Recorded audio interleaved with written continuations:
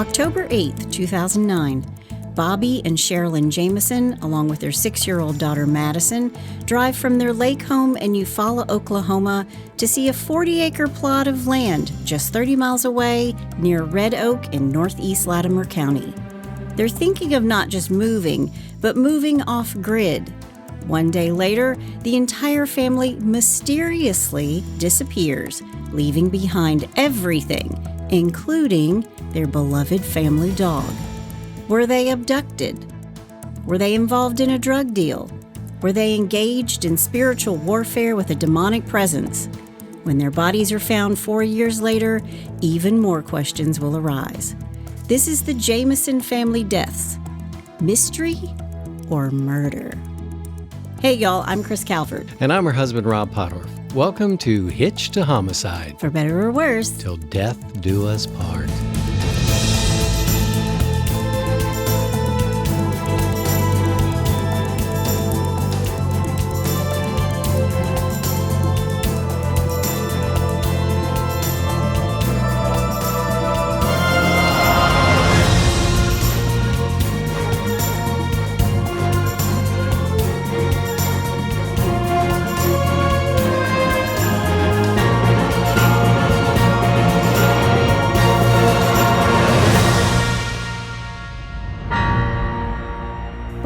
Everybody. Yes, welcome. And for our Swedish friends. Oh my gosh. Välkommen. There you go. So go ahead and let me know if I totally botched that. What happens when we run out of countries? Oh, well, there's like 3,000 different languages in the world, so. Yeah, but can you say welcome in 3,000 different languages? Oh, just wait till I get some to the tribal African stuff. Oh, okay. This is a discussion for another time. Oh, it's going to be fun. Well, wherever you're listening, be sure to like, rate, and review. That helps other people to find us. You can go to our Facebook group, The In-Laws and Outlaws. Yep. I posted in there just the other day how much we love you guys. You guys are just the greatest. It's my favorite place to be online. Mm-hmm. You all are so kind to each other and so kind to us. Yeah, and also I want to thank everyone for the birthday wishes a few weeks ago. I forgot to do that. You had a birthday? I know. It happens around the same time every year. It's kind of crazy. But anyway, thank you for the sentiments. It was very nice and very appreciated. Yes, it was. Yep. We were on vacation while you had a birthday. Yes, we were. Yes, we were at the beach. Yes, we were. You were on the beach, and I was under the big umbrella with my big hat and the long sleeve shirts on. I was wearing a big hat. Yeah. Yeah. Yep. You're just a ginger. I got to put my ginger out of the sun. Yeah. You're like a vampire. You'll I'll detonate. So anyway. Just go and then you're gone. Yep. But I was at a book signing this past weekend, mm-hmm. and I actually have written a horror book. It's sort of a romantic horror called Beauty, and I thought, no one's going to want to read this book. Nobody's going to want me to sign this book. Well, guess what? We ran out of that book. Yep. People were hot to try. Everybody's all about October and horror and scary stories. So I thought for October, I will try to do a true crime that's got an interesting twist to it. And this one does. Nice. Yeah. Nice. So it's not aliens? It's not aliens. Okay, all right. Because I'm into that aliens. Kind of stuff. But it's not aliens, but I do mention the rapture. Okay. Just once. All right. Bring it on. Once. Bring it on. Before I get started, I want to thank some sources. Wikipedia, Investigation Discovery Disappeared, All That's Interesting, The Daily Mail, The Daily Oklahoman. That's always so hard for me to say. The Oklahoman, Good Housekeeping, Ooh. Medium, BuzzFeed, Unsolved Network, and my good friend and psychic medium, Catherine Kaufman, weighs in on this one today. Oh, nice. She's not here, but we chatted, and I do have some information from her. I will include a link to her website in the show notes. So if you're feeling like October is the month that you want to get in touch with her and set up a psychic reading or any of those good things, she's the real deal. She's amazing. She is the real deal. I was a skeptic before. Not anymore. No, she's the best. Yeah. Are you ready to do this? Let's do it. Bobby Dale Jamison is born on August 4th, 1965 in Eufaula, Oklahoma to Bob Dean and Starlet Jamison. I believe he was an only child. Sherilynn Leanne Jamison is born on November 5th, 1968 in Eufaula, Oklahoma. She has 2 other siblings. She marries, and in 1995, Sherilynn has a son. His name is Colton Magnum, but she will divorce Colton's father, or maybe they had Colton without getting married. There are sources that say both. I could not find Sherilynn's maiden name. There isn't a whole lot out there about Bobby and Sherilynn. And what was their kid's name? Colton Magnum? I think Magnum is a last name. Okay, I was going to, well, he's either going to be a NFL linebacker or an MMA Yeah, fighter. it's a good name, right? It's a really good name. He's a grown man now, so Okay. Colton, we like your name. Yeah, that's But cool. Bobby Dale and Sherilynn Leanne, they're out in Oklahoma. I don't really consider this, they're not Southern, Right. but I guess Western. I mean, it's all bless your heart out there too, because Bobby Dale and his dad is Bob Dean. Okay. Bobby right. Dale and Bob Dean. All right. But there's not a lot out there about these two in their early life. And I looked, I promise you, I looked. But in the summer of 2002, Sherilynn meets Bobby Jamison. She knows right away that he's the man for her. Bobby is described as a gentle soul, a very good man. He's the salt of the earth. Okay. But aren't a lot of those men in Oklahoma like the salt of the earth? Yeah. Like if you work on a farm or you're Absolutely. dealing with cattle Cattle and and stuff. fencing and all that. Yeah, I think they really are salt of the earth. Pretty much everything I'm not. That's not true. That is not true. What do we always say? We're the yin and yang. You're the nice one. I'm the bitch. Yeah, but I sit behind a piano all day, so come on. I sit behind a typewriter. Well, there you go. We're a match made in heaven, baby. Yin and yang, I'm telling you. Sometimes I can be the nice one. You don't want to ignite the red hair on Rob's head. Yeah. So he's known as the salt of the earth, and these two fall in love.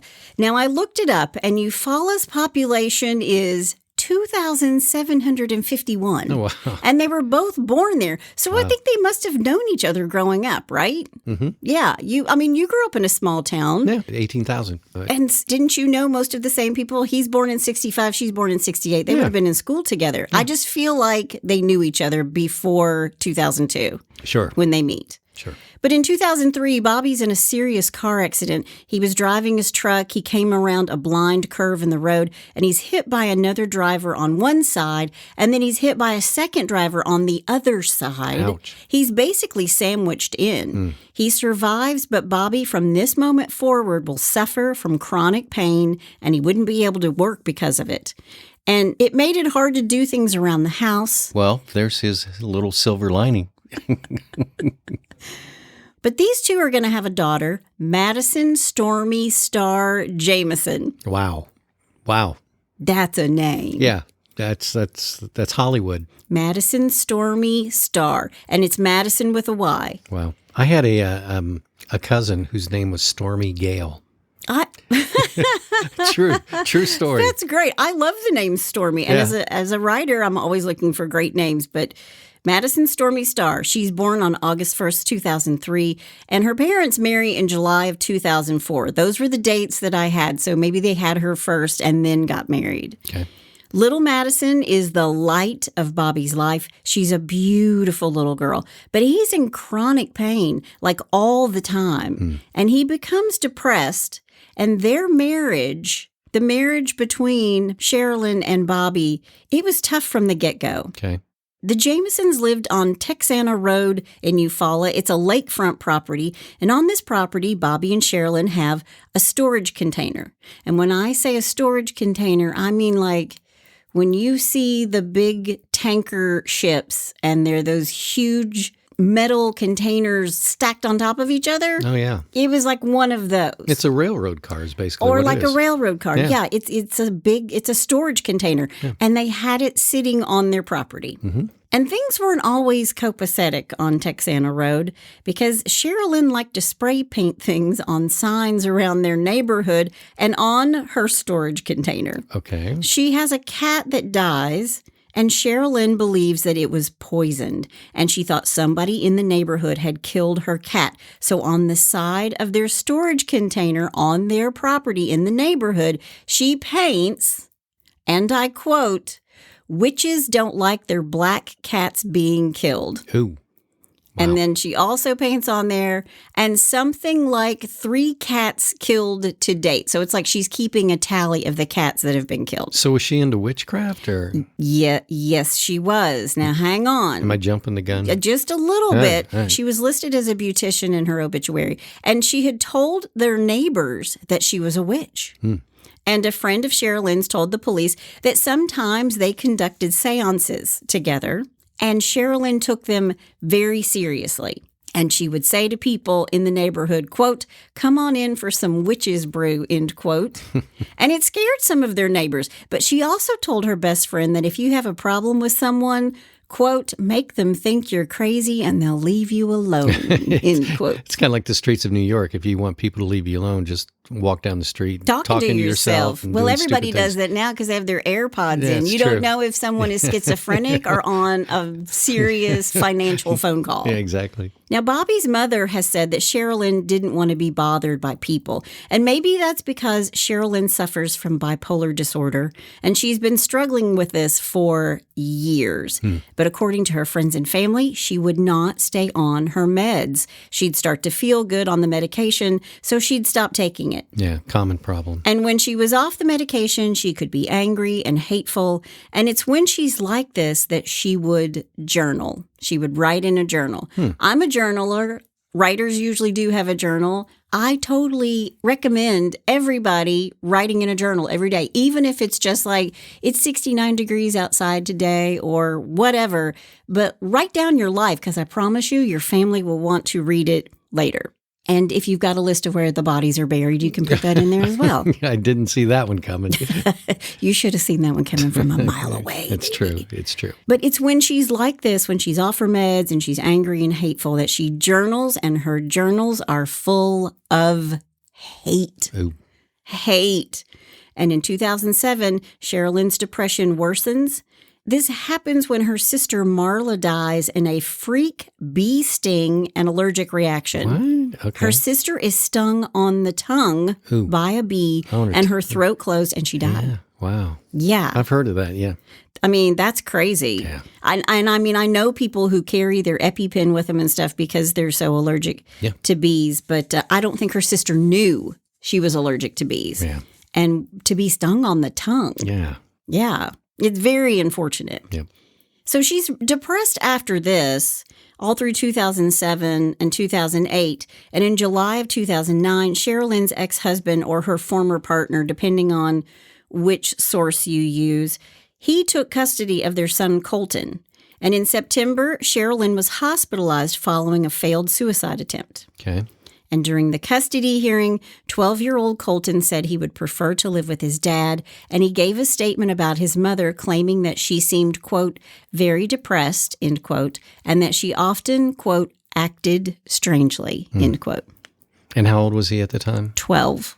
Yeah, when you got a 12-year-old that's admitting stuff like that, probably should pay attention. Well, yeah, and my heart goes out to him because if your parents have mental illness or are alcoholics, I mean, that's really hard. It's really because you're just a kid and you're just trying to make it in the world. And if you're identifying that and recognizing that, there's got to be something going on. Yeah, so Colton's just trying to survive, middle school, and he's dealing with this. Yeah. But then Sherilynn tells her family that little Madyson is talking to people in their home, but these people aren't alive. Mm-hmm. She says they're ghosts who disguise themselves as children and that they're living in her home. Or what her mother-in-law has said is that Madyson was talking to people who had died, and one of them, her name was Emily, and another, his name was Michael. But the mother-in-law also says that she doesn't think they're dead people. She thinks that Emily is an imaginary friend. But Bobby and Sherilynn speak to a local pastor about their belief that their home was invaded by dark spirits and that an exorcism might be needed. And this is because Madyson was befriending Emily and Michael, and Sherilynn believed that Emily was actually a malevolent entity. And Madyson also says she sees Marla, her sister, but with wings. That's Sherilynn's sister who died in the bee sting accident. So I looked this up, okay? And children's imagination begins developing around 2.5 to 3 years of age, marking the start of pretend play. And in 65% of children, that comes with the arrival of an imaginary friend or two, according to social psychologist Susan Newman. Kids have imaginary friends because they're fun and because an imaginary friend might fill in a gap that other playmates don't. And a child with few friends may create one. So like a kid who never gets to choose what to play, like being the youngest, or the child of parents who would isolate her, or the child of parents who are depressed. Think about this. Right. So they can always choose what to play with this imaginary friend. It's like a safe haven in their mind. But they always get to choose.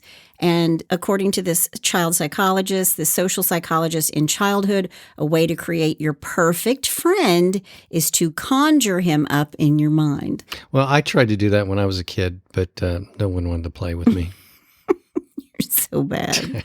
But she used the word conjure, and all I could think of was the movie The Conjuring. And I'm like, oh my gosh. Well, I'm thinking of The Sixth Sense. I see dead people. I see dead people. Yeah.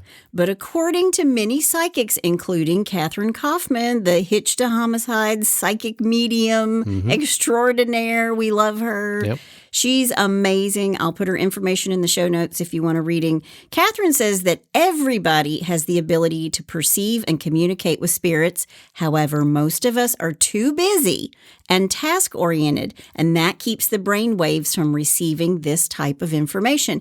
And children statistically see more spirits simply because their brain waves are in a receptive state until the age of 12. Really? That is her direct quote. Interesting. You're just more open to things. Right. Yeah. Huh. But both friends and family agreed with the Jamisons that their home was haunted. And a few have shared that they too experienced really weird things going on inside the house. And her best friend, Nikki, has said, quote, "But in all seriousness, that house was haunted. I don't want to sound crazy, but whenever I went there, I felt a horrible presence. I would leave feeling so down and depressed," end quote. Wow. And Catherine has told me before, I mean, we didn't discuss this before the podcast, but Catherine has told me before that, you know, if there's a dark presence around, it'll suck the energy, just like a real person can suck your energy. A bad spirit or whatever can suck the energy out of you. And that's basically what she's saying. Well, remember when I was doing, I won't name the film, but it was kind of a dark film.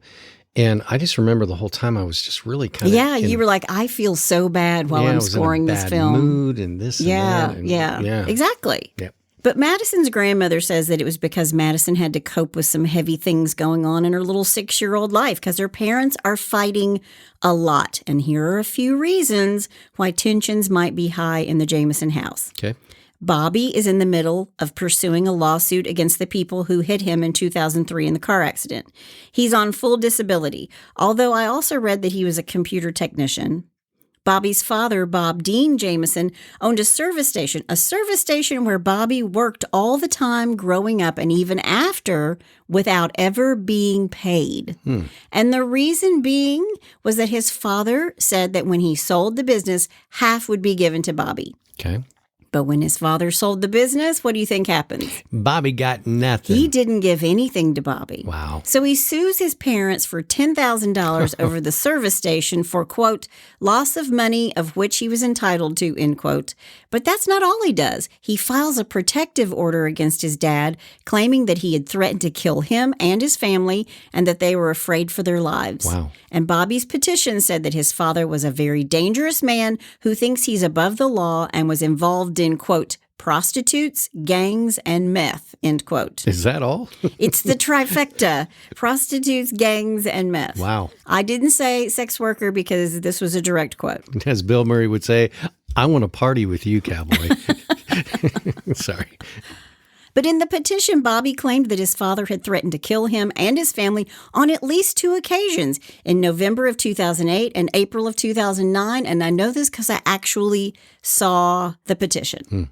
Now, on top of this, the family will say that they were struggling financially. Both Bobby and Sherilynn were on total disability. And according to Sherilynn's mother, Connie Kokatan, On one occasion, while she was at her daughter's house, she overheard Bobby telling his wife, Sherilynn, that he knew how to get more money. However, he did not want to involve her in it.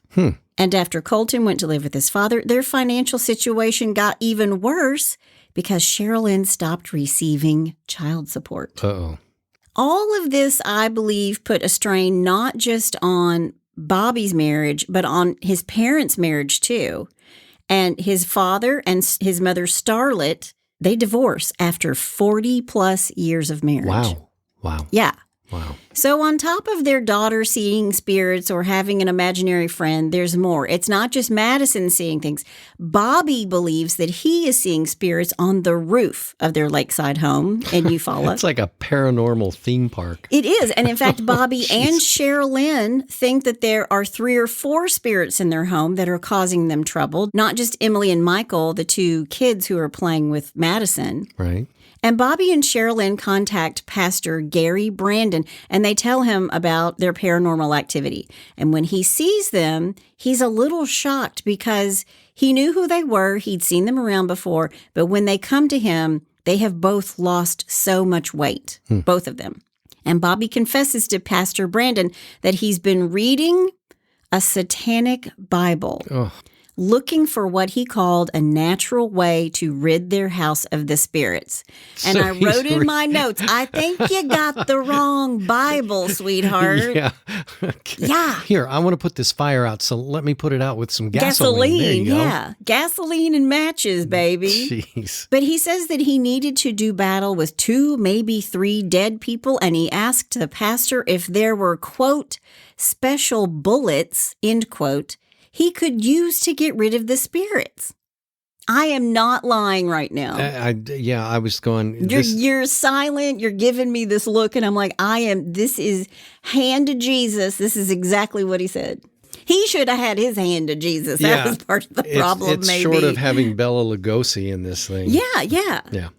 But according to some sources, Sherilynn, she didn't mind the spirits because she believed she could exorcise the demons, and she's the one who purchased the Satanic Bible. This house is clean. There's your movie quote. There you go. Tell us what it's from.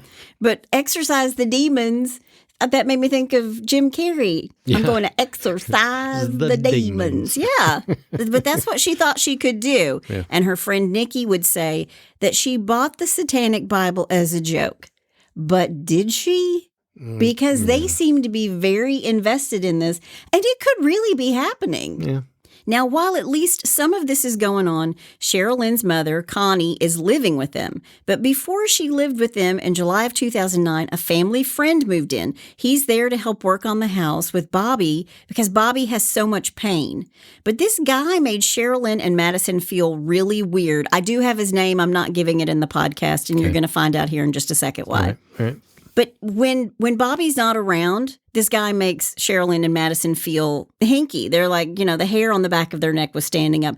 And one time when Sherilynn was alone with this guy, he sat down next to her, like really close to her, and he tells her that he is a white supremacist. No.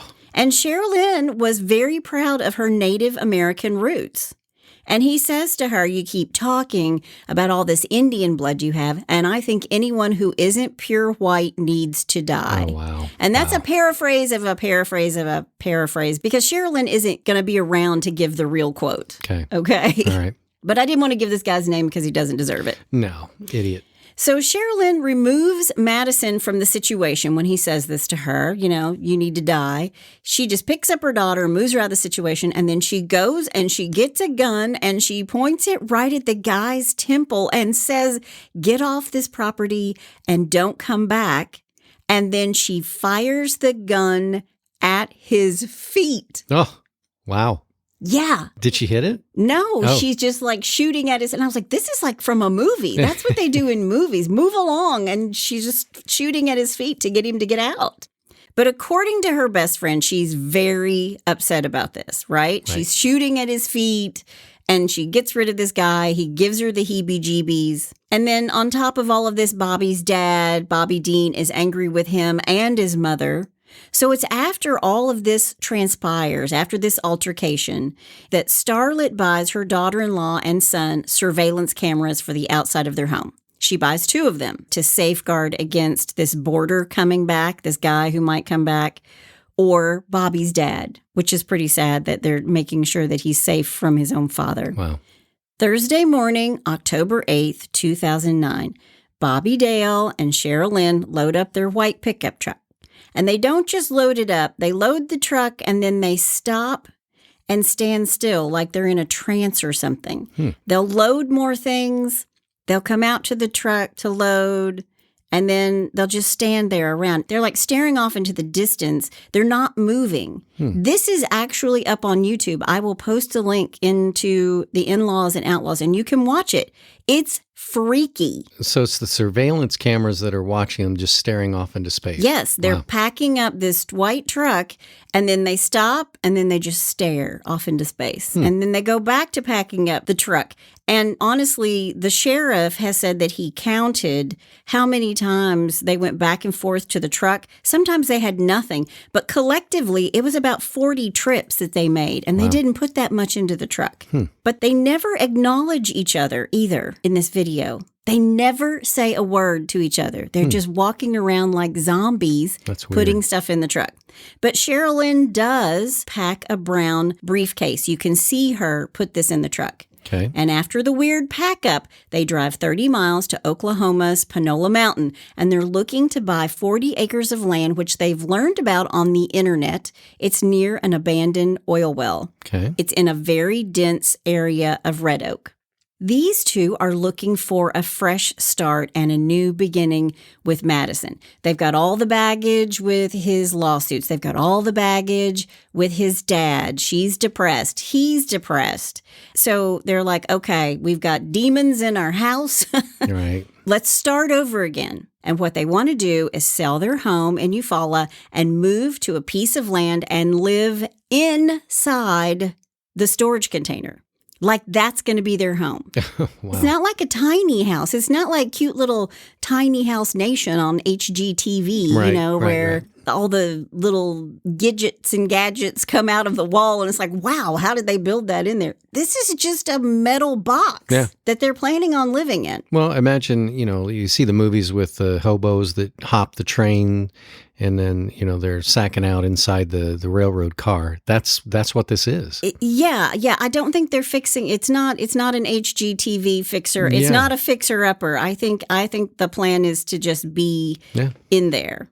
And Sherilynn's best friend said that when Sherilynn believed in something, she believed in it with her whole heart. So moving to Panola Mountain meant having a simpler life. This is like living off the grid, man. Like they are off the grid for sure. That's one step above living off the grid. Yeah, and the people who live there, it's a very small community of people who live on top of this mountain. And according to the former sheriff, his name is Israel Beecham, this is a place for people with minimal needs from the outside world. These people are extremely self-sustaining and self-sufficient. Okay.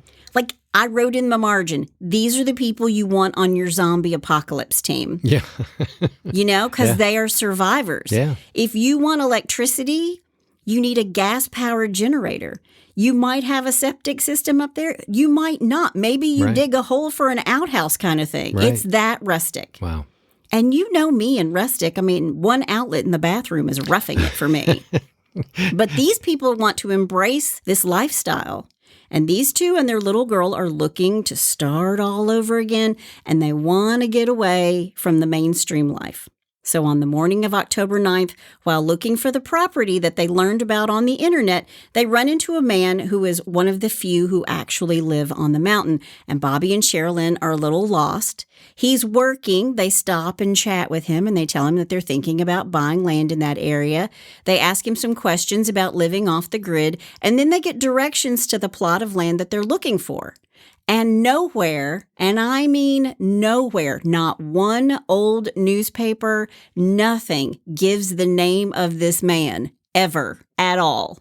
He's the man in black. I mean, it's like he gives these statements, Yeah. but his name is never attached to anything. Wow.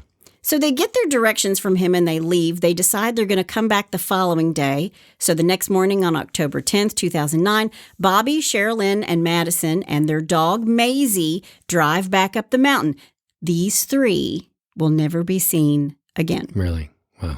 October 16th, 2009, 8 days later, Red Oak, Oklahoma, 3 p.m. A group of hunters traveling by four-wheelers happen upon a white truck parked on a dirt road near the top of Panola Mountain. The truck is locked, but that's not what's bothering this group of hunters.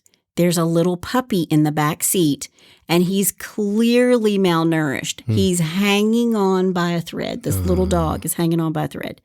So there's no sign of the family or anyone belonging to the truck. The truck is locked. The Latimer County Sheriff's Department is called, and these hunters are like, there's an abandoned truck up here, and there's a dog in the back seat that needs help, and we are breaking out the window. Right, yeah. And Sheriff Beecham says, let's do it. And he gets there, they break the glass, they get the dog out, and then they begin to inventory everything that's inside the truck. Who does the truck belong to? And I think in the beginning, they're like, who's the asshole who left the dog in the truck? Sure. Let's find out who this is. That was my first thought. Yeah, exactly. But they're looking for any clues as to who the truck belongs to. And the more they dig through the contents of the truck, the more Sheriff Beecham thinks, this is hinky. And remember the anonymous man who gave the directions? Yeah. Well, his home is 1/4 mile from where the Jamison's truck is. Okay. 1/4 mile. So if you're a walker or a jogger or whatever, Yeah. you know how close that is. Yeah, that's nothing. And here's what they find in Bobby's truck. They find Bobby's wallet, a GPS unit, clothing, Sherilynn's purse with her wallet, a cell phone. Both of their wallets have cash in it. And underneath the driver's seat of the truck in a bank bag is $32,000 in cash. What? Yeah, $32,000 in cash, but no brown briefcase. Okay. I wrote in my notes, it was like the rapture happened, but the dog didn't make it to heaven. It's because he peed on something that I early mean, in the morning. everything's inside. Everything's inside. Did you just say because he peed on something? Yeah, he was a bad dog, so he didn't get the rapture. But everything's inside. It's like they were just sucked out of the car and they left everything. Aliens. It's not aliens. Stop saying that. This is an October issue. This is an October podcast. When it's Alien Month, I don't even know when that is. We'll do Roswell. We'll do something. All right, sorry. So police think that Bobby, Sherilynn, and Madyson are lost in the woods. There's no other explanation. So police do a search around the area of the truck. There are 6 deputies up on the mountain spreading out and searching for this family. Now, they know who they are because they have their wallets. They've got their pictures from their driver's license. They're out there calling out their names. They're shouting their names into the woods, hoping to hear a response. You know, we're lost, we're hurt, or whatever, right? Right. And the police have said, unless you know that area well and you know exactly where you're going and how you're getting into the woods and how you're coming out of the woods, it is very easy to get lost. Very, very easy. Right. It's like the murder woods. This is like a murder, scary movie. Wow. But there's this little kid missing, and it's October, and their coats are in the truck, and it's going to get cold. It's been a week, and they're thinking, these people might not make it out. I mean, they don't know how long they've been gone, but based on the dog, they know they've been gone for a while. Sure. But if this place is so remote, and there are a few who live up there, did anybody see their truck for the week that it sat in the same spot? And those who passed it said that they thought it belonged to a workman, like part of a work crew. So I guess they didn't see the puppy in the back? I don't know. There are loads of oil and gas wells in this area, and so they might have thought it belonged to one of those crew members. Right. And the anonymous man, well, he tells authorities that after he spoke with the family, he never saw them again, and he didn't see anyone else come up or down the mountain on the 1-lane road. And we still don't know who this anonymous man. No. Yeah, no record, no nothing. Mm-mm. Okay, all right. So was he ever a suspect? No, he's not a suspect. He just lives up there. Right. Not a suspect. All right. Bobby, Sherilynn, and Madyson had a habit of kind of bugging out for a few days and not telling their family where they're going or how long they'd be gone. So when they're gone for 8 days and nobody hears from them, nobody's alarmed. Nobody's calling the police and saying, hey, They went out to look at this piece of property, and we haven't heard from them since. Right. And not to mention that Bobby and Sherilynn had pulled Madyson out of kindergarten because they told the school that they were planning on moving to the top of this mountain and they were going to homeschool. So if it wasn't for these hunters, it could have been even longer. Yeah. But thank goodness, because of this little dog, Maisie. Yeah. Now, when police check the records on the cell phone, they find that it made an outgoing call to voicemail on October 12th. Okay. But the phone would have been locked inside the truck at this point. What? Now, that's hinky. Yeah. By October 17th, 2009, police are using the GPS in the car and their cell phone to help reconstruct where they went, where they were. And they discovered that they didn't spend the majority of their time in the car that's parked there. They hiked up a hill to where the GPS says that they were. Perhaps this is the plot of land they were looking for. Mm-hmm. But when they get there, police can see footprints, and it's pretty obvious that there are footprints belonging to a couple of adults and one child. So it's Madyson's footprints. Okay. And they follow the footprints and the GPS up to a rock. And they spend about 15 to 20 minutes away from their truck, and the police actually find a photo on the cell phone that is taken when they are on this hill. It's of Little Madyson, and the photo is taken just north of the location overlooking a bluff. Okay. This is like 100 yards, a couple hundred yards away from their truck. And after taking the photo, they go back to the truck to leave. And it's at that point police think that they disappeared. Now, it's important to remember someone made a really good point, and there are tons of people who have chimed in on this case on Reddit. But if he's a man who's been in a serious car accident and he's on disability and he is in pain all the time, how far can this man hike? Because it is straight uphill. That's a good point. So did somebody force him to go all the way up there? Was that not the area that they were looking for? That wasn't the plot of land? There's so many unknowns, right? And if they forced them to go up there, why did they come back down? Exactly. Yeah, nothing makes sense. So let's talk about the bank bag with the $32,000 in cash. Yeah. It's a red flag for the police.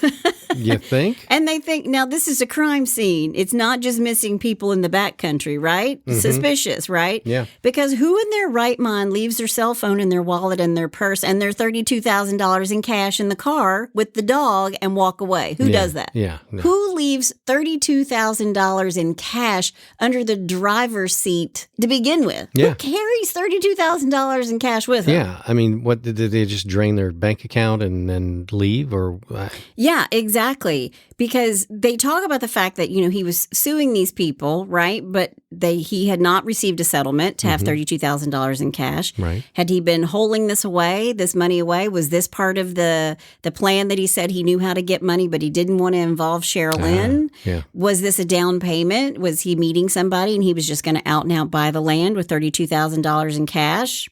It's really, really hard to know. I mean, the first thing my mind went to when you started saying that is that he didn't want to involve Sherilynn in whatever thing that he was doing to get this cash. So did the cash that he got, was it illegal or did he steal it? And were the people that he stole it from, were they the ones that took him up the mountain? I mean, Why would they leave $32,000 in cash in the truck? Well, that's true. Yeah. Okay, once again, so that's the whole thing. Sense. It's all a mystery. I will say this. Everybody, all her friends and family said the same thing, that Sherilynn loved Maisie, the dog. She took the dog with her everywhere. She would never leave that dog in the car to die. All right. She would never, ever just leave the dog to die. Okay.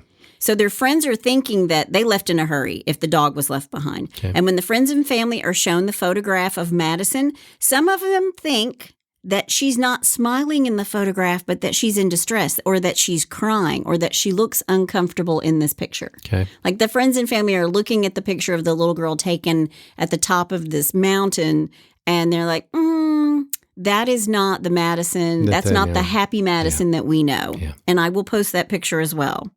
So police think that they're probably leaving and someone came up the one-way road and stopped. Did they know them? Who could say? But from that moment on, no one will ever see them again. Now, by October 24, 2009, police are really hampered by mud-slick roads in the Red Oak Mountain area. The slick and winding oil and gas roads were bogging down pickup trucks and horse trailers. I mean, it was incredibly treacherous.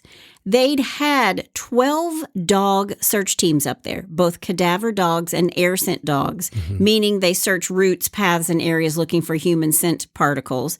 They used the articles of clothing, the coats and stuff in the truck to give the dogs a sniff and then let them do their thing.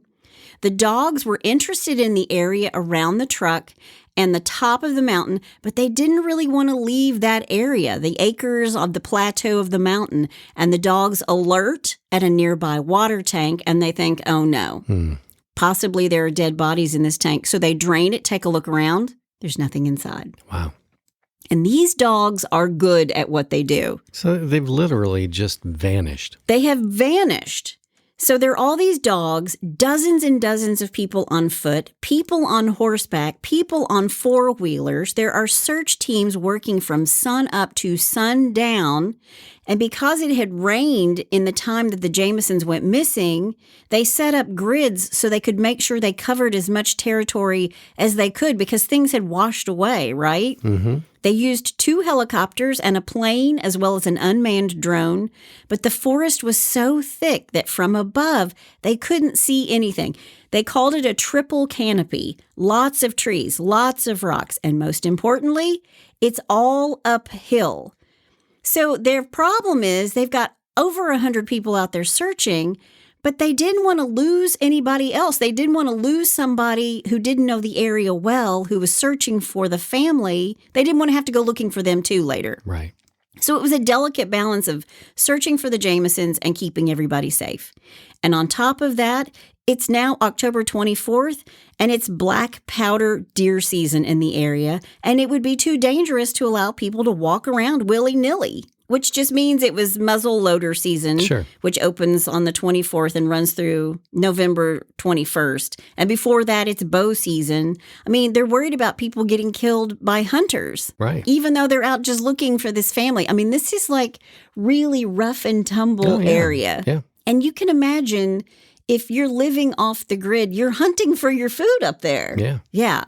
But there are no signs of struggle at the scene of the truck. There's no blood in the vehicle. There's no broken glass except for when they get the dog out. There are no disturbances on the ground. Nothing that shows that there was a scuffle.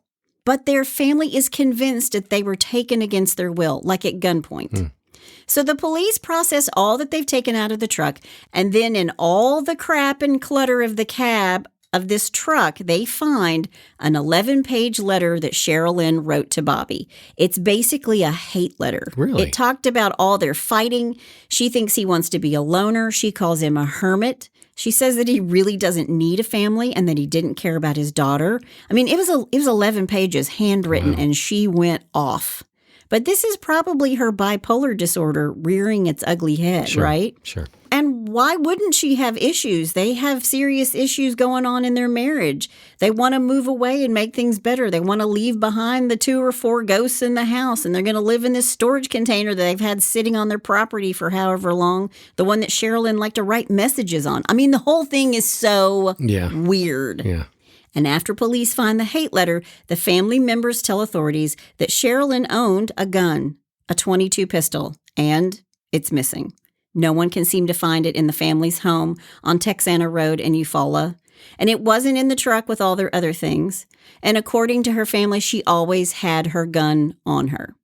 So now the police are thinking, was this a murder-suicide? Right. But that would mean that their bodies would be somewhere on the mountain, and they've had these hundreds of people out looking and a 12-dog team, right? Right. No Jamisons.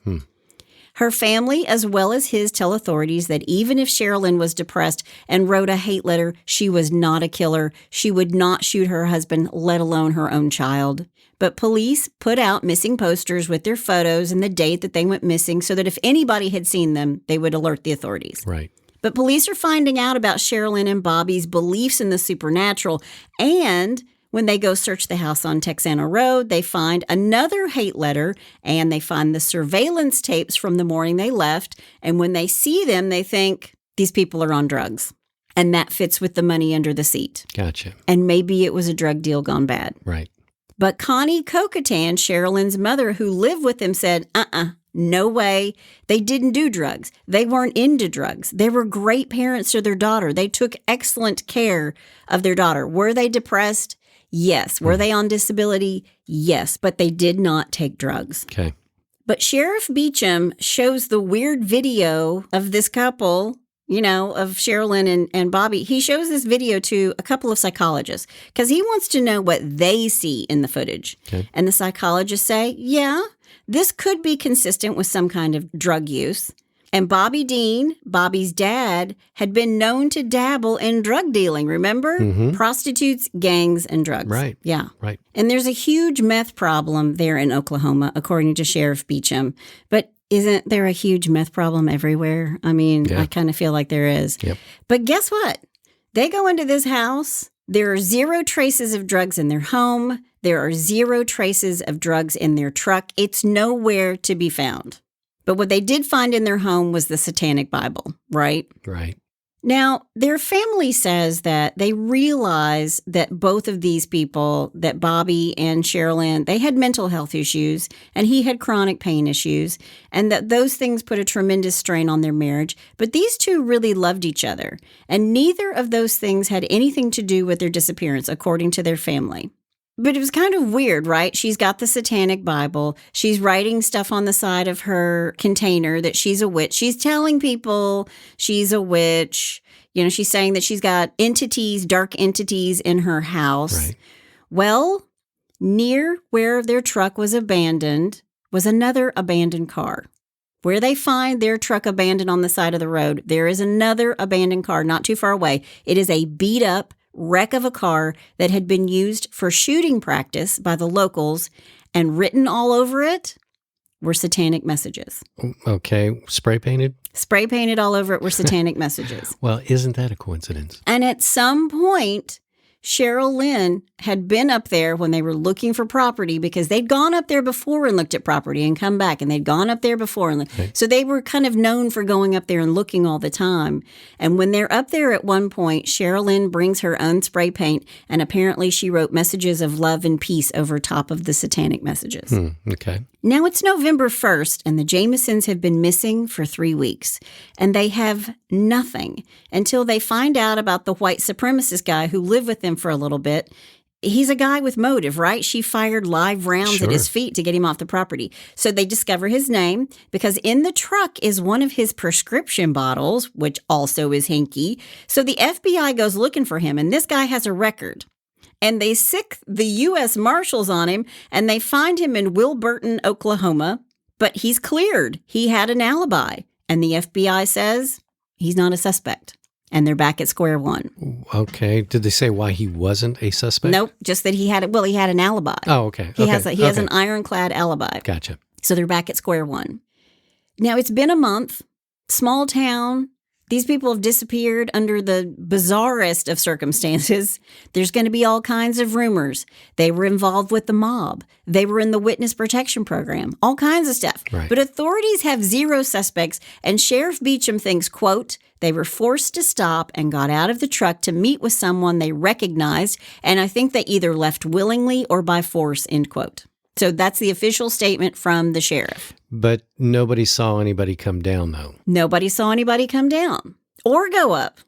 2 months after the family goes missing, Bob Dean dies, the dad. Okay. He'd been in poor health for a while. And the funny thing is, Bob Dean, before he died, he changed his will. He left absolutely nothing to his son or his ex-wife. Wouldn't expect that anyway. But he left his entire estate to his granddaughter, Madyson. And after that little piece of information, the media sort of dries up and the interest goes away. Yeah. No bodies, no murder, no clue. Right. Yeah. Yeah.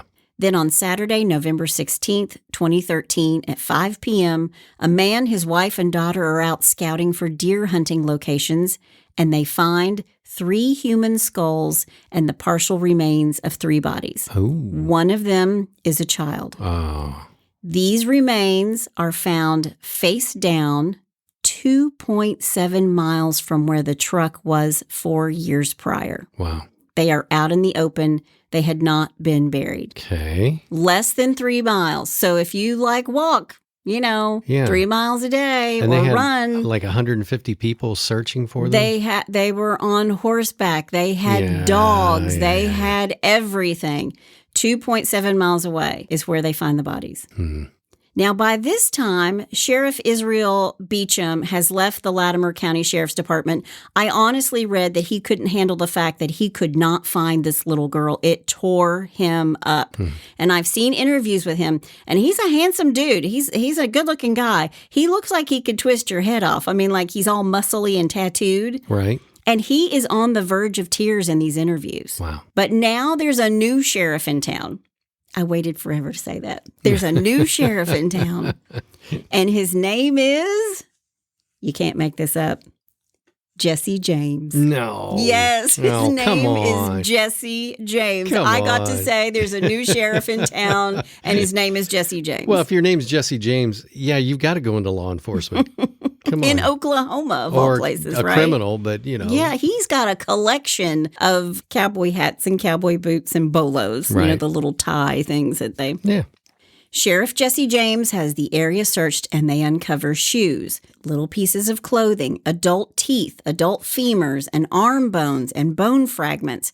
But here's the thing, like I said before, these bodies were not buried. They were just spread out on top of the ground. Yeah, and no one found them before. I mean, And nobody found them before, and it's been 4 years later. Now, immediately they're thinking, it's the Jamisons. It has to be. Right. And they bring in an anthropologist and an odontologist. I think I said that right. Like an orthodontist. Odontologist is the scientific study of the structure of the teeth.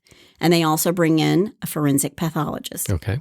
These bones are discovered on December 16th, 2013, but it won't be until July 4th of 2014 that authorities will say yes, with the help of dental records and DNA tests, that the remains actually belong to Bobby Dale, Sherilynn, and Madyson Stormy Star Jamison. Wow.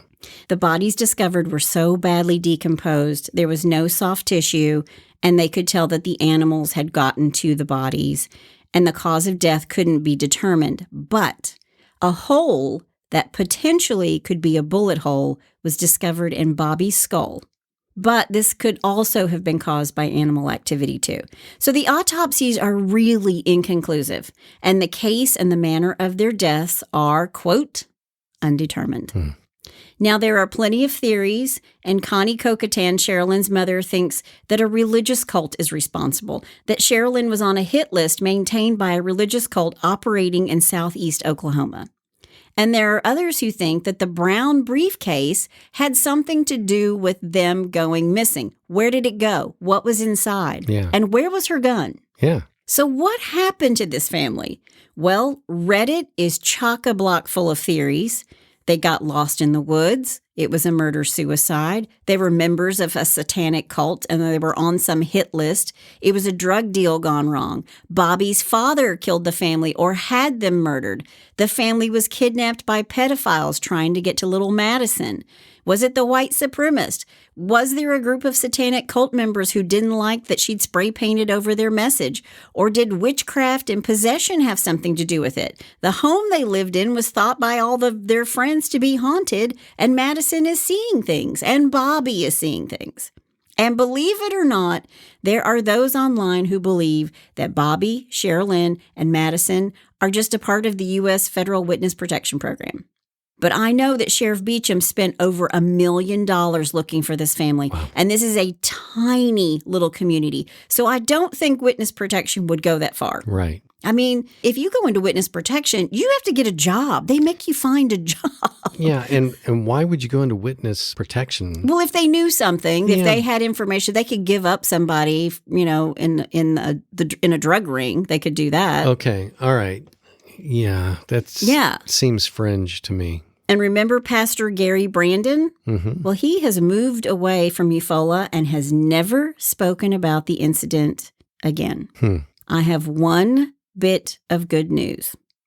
The dog Maisie survived Yay. and was adopted by Bobby's mother, and the dog got a happy ending. Nice. But this case, of course, is unsolved, and they're still looking for information. So if you have any information that the Latimer County Sheriff's Department can use, you can call 918-465-4013. The current sheriff is no longer Jesse James. He is Sheriff Adam Woodruff. But that is the story of the Jamison family murders. And if you know something, I'm sure they'd love to hear from you. But that's all I have to say about that. Hey, Hitched to Homicide listeners. This is Chris Calvert. I love doing research and writing about real crimes, but I also love writing about fictional people who commit horrible atrocities.